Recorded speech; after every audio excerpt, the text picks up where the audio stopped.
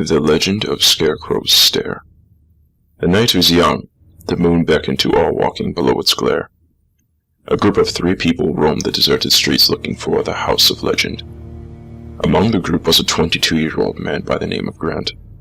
His brother David just so happened to be the unfortunate victim of the incident only 2 years prior.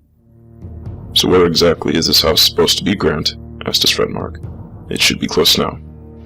As they turned a street corner, they saw it. The old rickety 2-story Victorian house. As they crossed the desolate street to approach it, Grant turned around to tell the group something. "We're coming up on the house. Now whatever you guys do, keep your eyes away from the Scarecrow. Are we clear?" asked Grant. "Yeah," replied the group simultaneously. His younger sister Lisa clenched his hand. "Let's go," said Mark. As the 3 approached the massive metallic gate, a dark figure could be seen floating in the 2nd-story window.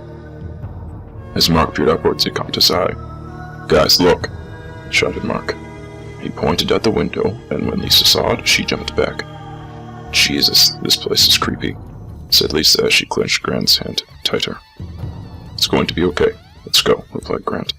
The 3 pushed open the metallic gate, ignoring the no entry sign on it. "Wow, this place is old and disgusting," said Mark, cringing. The 3 decided to check out the backyard first, because Grant knew that it was where his brother died.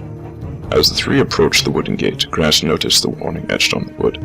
"Damn it, David, why didn't you listen?" muttered Grant. "Okay, stay here. I'll tell you if it's safe to come out," said Grant. "Be careful," replied Lisa nervously. Grant slowly opened the gate and peered into the backyard with caution. To his anger, the Scarecrow still stood tall, smiling evilly. "Son of a bitch," yelled Grant. "Is it there?" said Mark. "Yeah, keep your eyes closed," replied Grant. Grant walked into the yard with Lisa and Mark still behind the gate. "This is for David," thought Grant as he pulled a lighter out of his pocket. Before he was actually able to ignite the Scarecrow, the wind picked up and it began to rain. As Grant glared at the Scarecrow, he felt the same demonic pull that his brother did when he came face to face. He became furious with the demon and shouted, "Enough!" He pulled a pocket knife and impaled the head of the Scarecrow. The smile on the head faded, and Grant felt for any traces of blood on his face, but came up empty-handed.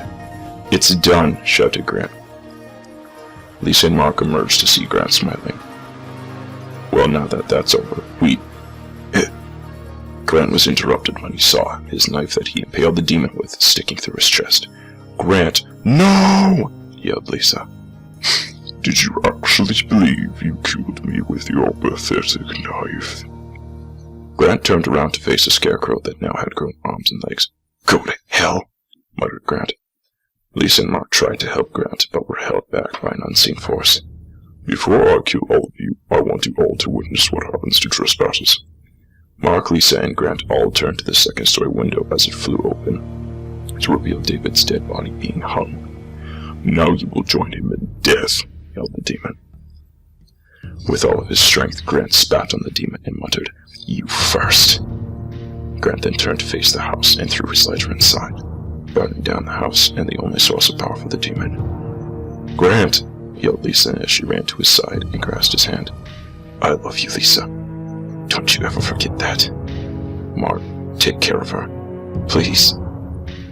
As Grant died, Lisa wept at his side. With the house and the demon destroyed, Mark and Lisa were able to leave unharmed. About a year later, a house was built on the property and a family of 3 moved in.